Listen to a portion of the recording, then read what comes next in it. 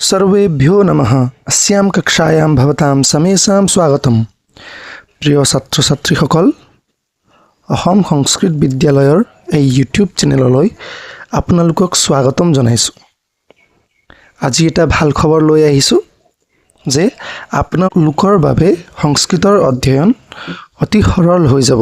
সোৱা যে 2017 চনৰ HSLC পৰীক্ষাত সংস্কৃত বিষয়ত 100ৰ ভিতৰত 98 নম্বৰ পাই মই অসমৰ ভিতৰতে অধিক নম্বৰ পাবলৈ সক্ষম হৈছিলোঁ।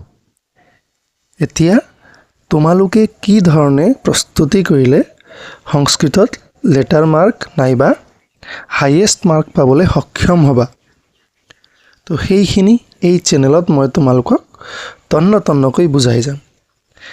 এটা পাঠ পঢ়াই শব্দসহ পঢ়াই তোমালোকক বেছি অংক কেনেকৈ পাব পাৰি তাৰ বিষয়ে শিকাম। ঠিক আছে, তো আৰম্ভ কৰোঁ এই ভিডিঅ'ক। চোৱা যে যি কেইজনে অসমৰ ভিতৰত কোনোবা এটা বিষয়ত HSLCত হাইয়েষ্ট নম্বৰ লাভ কৰে তেখেতলোকে প্ৰশ্ন উত্তৰ কি ধৰণে লিখিছিল সেইটো দাপোন নামৰ কিতাপখনত দিয়া হয়, তোমালোকে জানাই চাগে। তো এয়া চোৱা, মই লিখাটো দাপোনত আহিছিল, সেই গতিকে মই ইয়াত আনিছোঁ। সংস্কৃত বিষয়ত পাইছিলোঁ 100ৰ ভিতৰত মুঠ 98 নম্বৰ পাইছিলোঁ। এয়া চোৱা, আৰু ইয়াত লিখা আছে চোৱা, মই তেতিয়াই কৈছিলোঁ এজন সুদক্ষ শিক্ষক হৈ সমাজক সহায় কৰা আৰু এই শিক্ষকতা সৰ্বভাৰতীয় পৰ্যায়ত হোৱাটো বিচাৰিছিলোঁ, আৰু সেইটো কাৰণে মোৰ প্ৰস্তুতি এতিয়াও চলি আছে।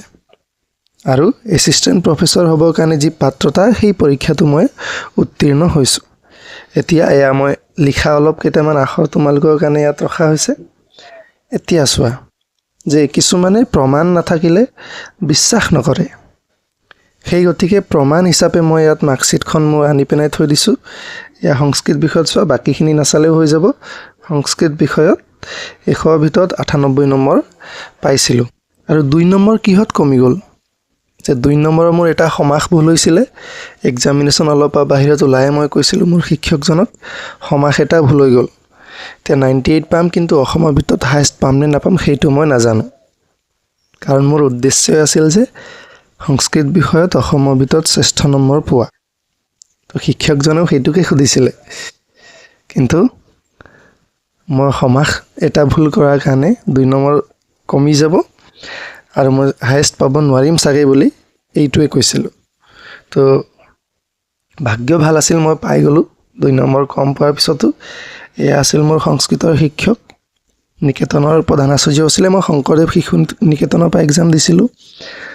এইজন আছিল প্ৰধান শিক্ষক আৰু মোৰ সংস্কৃতৰ শিক্ষক। তো কেৱল এজনেই শিক্ষক নহয়, বাকী আটাইকেইগৰাকী শিক্ষকেই সহযোগ কৰিছিল, কাৰণ কেৱল বিষয় এটাই নহয়, 6টা বিষয় থাকে। তো এতিয়া গোটেইকেইজন শিক্ষকসকলক মই শ্ৰদ্ধাৰে সোঁৱৰিছোঁ। আৰু এয়া মোৰ বন্ধুসকলে, এয়া 98 নম্বৰ পোৱাৰ কাৰণে, অসমৰ ভিতৰত হাইয়েষ্ট পোৱাৰ কাৰণে বন্ধুসকলে উল্লাসেৰে মোক দাঙি ধৰিছিলে। তো সেইটো এটা খুব ধুনীয়া অনুভৱ। আৰু মূল উদ্দেশ্যটো আছিল মোৰ মাননীয় আউনীআটী সত্ৰত প্ৰভু ঈশ্বৰ মাননীয় শ্ৰী শ্ৰী পীতাম্বৰ দেৱ গোস্বামীয়ে নিজ হাতেৰে শ্ৰী শ্ৰী গোবিন্দ স্বৰ্ণ পদক প্ৰদান কৰে।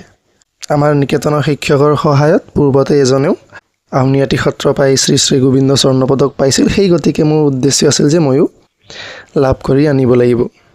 তো সেই গতিকে সেই মুহূৰ্ত মোৰ লগতে মা আছে। তো এতিয়া বিষয়টো হ'ল যে কি ধৰণে আমি সংস্কৃতত লেটাৰ মাৰ্ক নাইবা বেছিকৈ অংক পাব পাৰোঁ। তো তোমালোকৰ কিতাপ এয়াই, সংস্কৃত পাঠ সংগ্ৰহ 10ম বৰ্গায় ঐচ্ছিক সংস্কৃত পাঠ্যম। তো এই কিতাপৰ পৰাই গোটেইখিনি প্ৰশ্ন আহিব, ইয়াৰ বাহিৰত একো নাহে। কিন্তু কি ধৰণে আমি প্ৰস্তুতি চলালে আমি ভাল মাৰ্ক পাব পাৰিম। ঠিক আছে, তো এতিয়া চোৱা, ইয়াত কেৱল 10টাহে সৰু সৰু পাঠ আছে। শিষ্টাচাৰস্তৱকঃ, চন্দ্ৰভূপতেঃ কথা, গৰ্দভকুকুৰ কথা, গীতামৃতবিন্দৱঃ, ভোজৰাজস্য শল্যচিকিৎসা, ভাতৃস্নেহস্তু দুৰ্লভः, यक्षयुधिष्ठिरसंवादः प्रसरतु सुरभारती महाकवि कालिदासः महापुरुषः श्रीमंत शंकरदेवः। तो केवल এই 10টা পাঠ সৰু সৰু পাঠ, এটা দুটা পেজতে পাঠ শেষ হৈ যায়।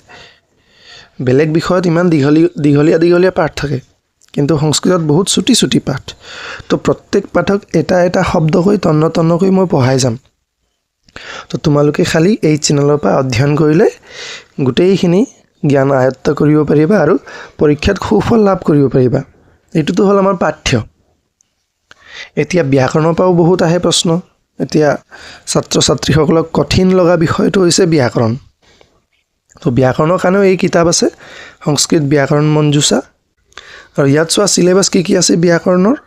ক্লাছ 9ৰ ইয়াত দিয়া হৈছে, কিন্তু তোমালোক দশম শ্ৰেণী যদি দশম শ্ৰেণী চাবা, যদি ক্লাছ 9ৰ কোনোবা আছে তেতিয়াহ'লে ক্লাছ 9ৰ চিলেবাছটো চাবা। চোৱা দশম শ্ৰেণীত কি আছে, শব্দৰূপ, ধাতুৰূপ, সমাস, বাচ্য, কাৰক, বিভক্তি, নিজন্ত, চলন্ত আৰু ট্ৰান্সলেশ্যন। বাছ এইখিনিয়ে 5টা বিষয়। এইখিনিয়ে যদি জানি লোৱা গ্ৰামাৰ গোটেইখিনি শেষ হৈ যাব। ঠিক আছে। এতিয়া গ্ৰামাৰৰো গোটেইখিনি ক্লাছ মই আৰম্ভণিতে গ্ৰামাৰ পঢ়াম আৰু এটা এটাকৈ পাঠ পিছত পঢ়াই যাম। ঠিক আছে। তো অলপ আগবাঢ়োঁ যে চোৱা চিলেবাছ এনেকৈ দিয়া আছে। 2027ত যিকেইজনে HSLC দিব তেওঁলোকৰ কাৰণেও চিলেবাছটো এইটোকে হ'ব। ঠিক আছে। তো এই চিলেবাছৰ মই এটা এটা শব্দ কৰি তোমালোকক পঢ়াই গৈ থাকিম। কেৱল তোমালোকে নিজৰ বন্ধুৰ ওচৰত এই চেনেলৰ লিংকটো শ্বেয়াৰ কৰা আৰু নিৰন্তৰে ক্লাছ তোমালোকে যাতে চাই থকা। ঠিক আছে। তো এই ক্লাছত আমি ইমানেই কথা পাতিলোঁ। তোমালোকক কি ধৰণে আমাৰ প্ৰস্তুতি চলাম সেইটো বিষয়ে অৱগত কৰালোঁ। লগতে মই কেনেকৈ 98 নম্বৰ পাবলৈ সক্ষম হৈছিলোঁ তোমালোকক সেইটো এতিয়া মই ক'ম। ঠিক আছে। তো মই কেনেকৈ পালোঁ যে 10টা পাঠৰ এটা এটা শব্দ কৰি অসমীয়া অনুবাদৰ সৈতে ব্যাকৰণ গোটেইখিনি পঢ়িছিলোঁ। আমাৰ শিক্ষকে ঠিক সেই ধৰণে পঢ়াইছিলে। লগতে ব্যাকৰণ গোটেইখিনি শিক্ষকে যি ধৰণে আমাক কৈছিলে ঠিক সেই ধৰণে অধ্যয়ন কৰি অভ্যাস কৰিছিলোঁ। তো তাৰ ফলস্বৰূপে মই হায়েষ্ট নম্বৰ পাবলৈ সক্ষম হৈছিলোঁ। এতিয়া সেই যি উপায় আছিল, যি ধৰণে মই অধ্যয়ন কৰিছিলোঁ, ঠিক সেই ধৰণে মই তোমালোকক শিকাবলৈ যাম। তোমালোকে যাতে প্ৰতিটো শব্দক মোৰ শিক্ষাগুৰুৰ উপদেশ বুলি স্বীকাৰ কৰি তোমালোকে যাতে অধ্যয়ন কৰা আৰু নিজৰ সুফল লাভ কৰিবলৈ সক্ষম হোৱা। তো এই ক্লাছত ইমানেই। লগ পাম অন্য এটা ক্লাছত। ধন্যবাদ। নমো নমঃ।